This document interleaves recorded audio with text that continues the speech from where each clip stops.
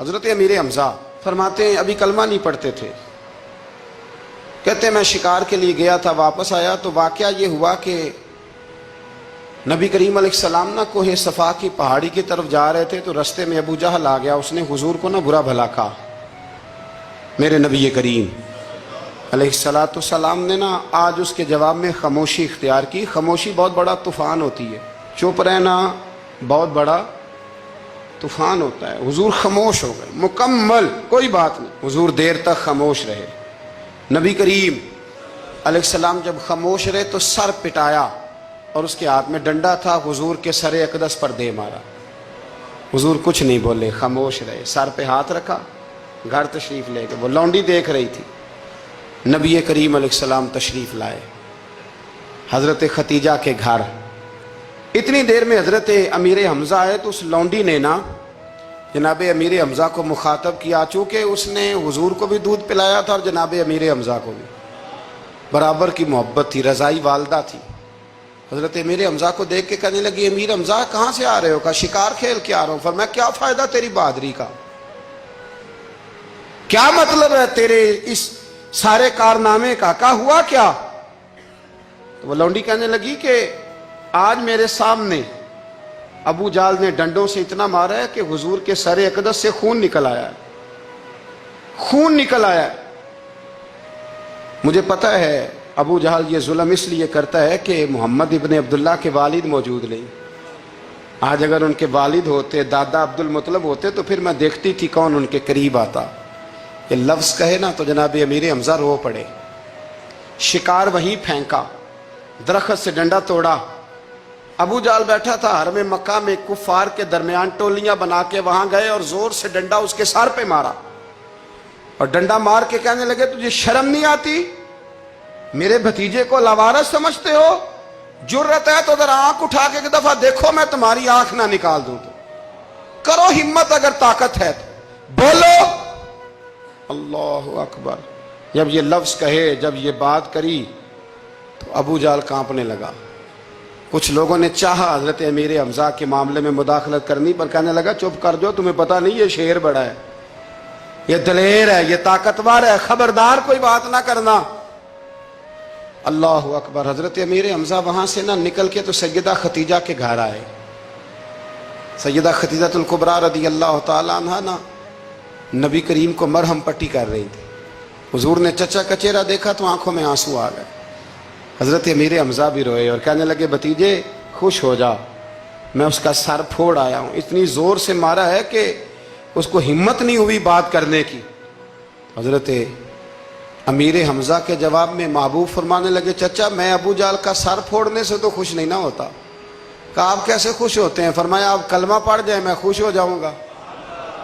تو حضرت امیر حمزہ کہنے لگے کلمہ پڑھنے سے راضی ہو جاؤ گے، خوش ہو جاؤ گے، بس اتنی سی بات؟ فرمایا ہاں۔ تو کہا پڑھاؤ کلمہ،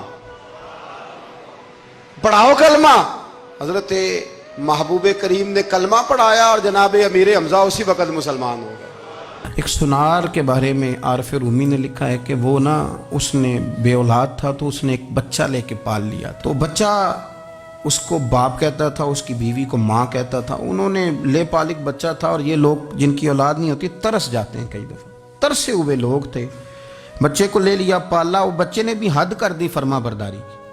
اب وہ جوان ہو گیا اور بڑا خوبصورت جوان ہوا۔ وہ سنار کہتا ہے کہ ساری زندگی میں نے صفائی میں، نیکی میں گزار دی۔ ایک دن دکان کے پہ ایک عورت آئی تو وہ کہنے لگی یہ چوڑیاں مجھے خود سے آپ پہنا دیں۔ وہ کہتا ہے میں نے جب اس کا ہاتھ پکڑا تو میرے دل میں غلط خیال آ گیا، میں نے غلط نظریے سے اس کا ہاتھ پکڑا، اور جب میں نے اس کا وہ ہاتھ اس نظریے سے پکڑ لیا، تھام لیا، بہرحال وہ چلی گئی، لیکن وہ میرے ذہن کے اندر ناپاکی آ گئی۔ تو میں گھر گیا تو میری بیوی باہر کھڑی تھی اور رو رہی تھی، تڑپ رہی تھی۔ میں نے اسے کہا کیا ہوا؟ تو وہ کہنے لگی کہ بچہ ساری زندگی فرما بردار رہا، میں نے ماں بن کے پالا، پر آج اس نے غلط ذہن سے میرا ہاتھ پکڑ لیا ہے، اور میں تڑپ گئی ہوں، ٹوٹ گئی ہوں کہ یہ اگرچہ لے پالک تھا، کسی کا تھا، پر میں نے تو پتر سمجھ کے پالا تھا، یہ کیا ہوا؟ وہ کہتا میری چیخ نکل گئی۔ تو میں نے اسے کہا کہ یہ اس کی غلطی نہیں، یہ میری غلطی ہے، میں نے باہر آج نظر گندی کی ہے تو رب نے مجھے سزا دی، یہ مجھے سزا ملی ہے، तू किसी की बहन को फूल भेजना चाहता है तो अगर उसी रात तेरी बहन को फूल आ गया तो किसी की बेटी पर गंदी नज़र डालता है तो अगर ये तो तेरे घर में ये कर्ज चुकाना पड़ा। वो एक दोस्त है तो वो पसंद की शादी कर रहा था उसके घर में, तो उसकी बहन ने कहा है उससे, उसकी बहन ने कहा, उसने कहा भाई तू मर्जी की शादी कर रहा है, मेरा अब्बा अपनी पगड़ी तेरे पैरों में रखता है, माँ दुपट्टा रखती है कि बेटे हम तबाह हो जाएंगे ना कर, और आज अगर तेरा ये हाल है तो फिर मुझे भी इजाजत दे, मैं भी मर्जी की शादी करूँ। तो वो कांप गया बुरी तरह से। वो कहता है ये तू क्या कह रही है? उसने कहा तू तेरे लिए अगर ये जायज है तो मेरे लिए कैसे मना हो गया? तो ये कोई मुहज्जब कौमें नहीं जो ऐसे करती हैं, ये कोई तालीम याफ्ता होने की या गोरा चिट्टा होने की अलामत है? क्या आप किसी को फूल भेजेंगे, शर्म नहीं आती? मुहज्जब कौम और शरीफ लोग कौन होते हैं? मेरे नबी करीम अलैहिस्सलाम ने फरमाया अल हयाउ मिनल ईमान, हया तो ईमान का हिस्सा है। सरदार अहमद साहब रहमतुल्लाह अलैह के पास ना एक बूढ़ी अम्मा अपना बेटा छोड़ गई, तो हजरत साहब ने को 2, 4, 5 महीने रखा, तो बाद में उसकी अम्मा को बुला के कहा कि तू बेवा है, बेटा तेरा यतीम है, मैं नहीं चाहता कि इसका वक्त ज़ाया हो, ये पढ़ने वाला कोई नहीं, सारे नहीं भाई पढ़ने वाले होते, अब यहाँ उलमा बैठे हैं, मैं बेअदब भी ना हो जाऊँ, कुछ पूरे 8 साल लगा के भी आ जाते हैं, सनद भी उनके पास होती है, नाराज ना हो जाना, ये तो सब अच्छे लोग हैं, सनद होती है पर पता पुता कोई नहीं होता, ये आला हजरत ने लिखी है बात, सनद होती है, पूरी डिग्री होती है, उस पर कई लोगों के साइन भी होते। तो बहुत सारे तालिब इल्म ऐसे होते हैं जो मदारस में कहते हैं मैं फाजल फलां हूँ, लेकिन कोई शय पास, तो मौलाना सरदार अहमद साहब मुहद्दिस आज़म पाकिस्तान रहमतुल्लाह अलैह उस बूढ़ी को कहने लगे तेरा बेटा कौन देना है, पढ़ना पढ़ाना इसने कुछ भी नहीं, तो यतीम बच्चा है, कल को तो कहेगी कि मेरे बेटे ने वक्त ज़ाया किया तो वापस ले जा।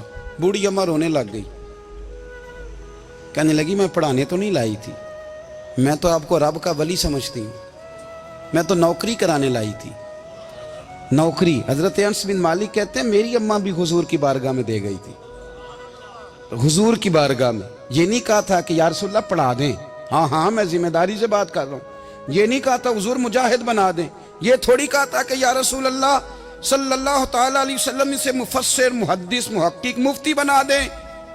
हजरत अनस की अम्मा कह गई थी सोनिया जब तक ये रहेगा ना आपकी नौकरी करेगा, ये घर के काम काज करेगा, ड्यूटी करेगा, हुजूर ये आपकी नौकरी करेगा। तो मेरे महबूब ने फिर दुआ कर दी अल्लाह इसे बरकत अता फरमा। तुम समझता है खिदमत वाला खाली रह जाता है? जितना जायका खिदमत वाले को मिलता है, जो उसके नसीब में आता है, वो किसी का नसीब कहां भाई। हजरत अनस कहते हैं हुजूर ने दुआ कर दी, बरकत की। मुझे तो खेती बाड़ी आती भी नहीं थी, पर लोगों के बाग में साल में 1 दफा फल लगता था, मेरे बाग में 2 दफा लगता था। हुजूर ने दुआ कर दी अल्लाह इसे औलाद दे। फरमाते हैं मेरे बेटे, मेरे पोते, मेरे नवासे, मेरी बेटियां, फरमाते हैं मैं जिंदा हूं और मेरी 100 औलादें मौजूद हैं। परेशान हो गया 100 सुन के बच्चे 2 ही अच्छे, 100 औलादें मेरी मौजूद हैं। हजरत अनस बिन मौलाना सरदार अहमद साहब के पास ना छोड़ गई बच्चा, कहने लगी हजरत जी मैं को पढ़ाने के लिए थोड़ा छोड़ गई हूँ, मैं तो इसलिए छोड़ के गई हूँ कि आप मेहरबानी करें, खिदमत कराएं। तो हजरत जी कहने लगे कोई ऐसा काम ही नहीं, खिदमत वाला क्या कराऊं? कहने लगी पट्ठे पवा लिया करो जी। हूँ लड़ पेंदे ने, कहने ने बच्चे काम कर दें मदरसे का। हालांकि अब कहाँ बच्चे काम करते हैं, अब तो गुजर गया दौर, अब तो बच्चे काम कराते हैं। अब बच्चे भी नाराज हो रहे हैं, घूर घूर के देख रहे हैं। सही कह रहा हूँ आपको, बच्चे काम कराते हैं, बच्चे कहाँ काम करते। कहने लगी ये चारा डाले करेगा आपकी भैंसों को। तो हजरत ने उसको कहा कि बीबी चारा मेरी भैंसों को डालने के लिए मैंने बंदा रखा हुआ है, तो तू जा ले जा। कहने लगी हाथ बांध के हुजूर मेहरबानी करें रख ले, चारा डालेगा। और पुत्र तवज्जो से चारा डालना हजरत की भैंसों को। रोने लगी, हजरत ने रख लिया, महीने का खर्चा भी देते। शाम को ना वो सारा दिन काम करता, शाम को आके पैरों में भी बैठ जाता, हजरत जी लाएं तेल थोड़ा सा, पैर ना दबा दूं। 8 साल साथ वाले पढ़ते रहे, ये बेचारा नौकरी करता रहा, मेरा रूप भी नहीं ते मेरा रंग भी नहीं, और मैनू यार मनान दा टंग भी नहीं। कभी कभी ना हजरत बिलाल हबशी फारग होते ना, तो नबी पाक की बारगाह में अर्ज करते हुजूर कोई काम तो नहीं, सारे हो गए, हुजूर जाऊं जरा, चले जाते। एक दिन सलमान फारसी कहने लगे या रसूलल्लाह ये बिलाल कहाँ जाता है? फरमाया जा देख के तो आ। हजरत सलमान वापस आए तो आके रोने लगे, कहने लगे सोनिया जब यहाँ से जाता है ना तो जाके सैयदा फातिमा की चक्की पीसनी शुरू कर देता, बीबी साहबा के काम करने लगता है, घर में जाके स्नैन की ड्यूटी करता है, वहाँ भी काम यहाँ भी काम। वो चारा डालता रहा, उसने चारा डाला, हज़रत मुहद्दिस आदम की भैंसों को दस्तार फजीलत का वक्त आ गया, सारे पगड़ियाँ सजा के आ गए, आज दस्तार होगी। ये ना पीछे होके बैठ गया, चूँकि पढ़ा ही नहीं था तो दस्तार काहे की, दस्तार तो उसकी जो पढ़ेगा, हमने तो पढ़ा ही नहीं, हमने तो यार पढ़ा, घर पढ़ा, ड्यूटी करी। हज़रत मुहद्दिस आदम रहमतुल्लाह अलैह के यहाँ जब ऐलान होने लगा ना कि अब दस्तार होगी, तो हज़रत ने पहला ऐलान उसका फरमाया। तो मजान वाला बंदा कपड़े भी कदी कदी बदल दे ना, वो कहता है जिस हाल में भी था मैं पलट के देखने लगा कि पढ़ा पढ़ाया तो है, कोई शय नहीं, तो ये माजरा क्या है।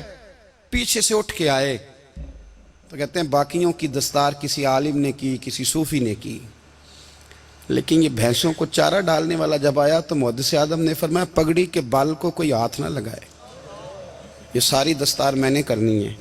और फरमाते हैं हजरत बाल भी देते जाते थे और आंसू भी बहाते जाते थे, माथा भी चूमते थे और फरमाते थे दस्तार के बाद चला तो नहीं जाएगा यार, मुझे तो इबादत भी नहीं रह गई, मुझे तो चाबियों को भी नहीं पता कौन सी कहाँ रहती है, जाएगा तो नहीं तू। तो रो पड़ा, कहने लगा सोने जाए तो वो जिसके पल्ले कुछ है हो, आता जाता तो है कुछ नहीं, मुझे किसने रखना है, मैंने कहाँ जाना है, इधर कहाँ, तो इधर ही रहूँगा। वो उस तालिब इल्म के सारे उस्ताद भाई कहते हैं उसने दस्तार कराई, पढ़ा पढ़ाया कुछ नहीं, पर जो मसला अड़ जाता था ना, वो जो अड़ जाता था ना, वो जाके उससे पूछते थे तो किताबें खोलने की ज़रूरत नहीं पड़ती थी।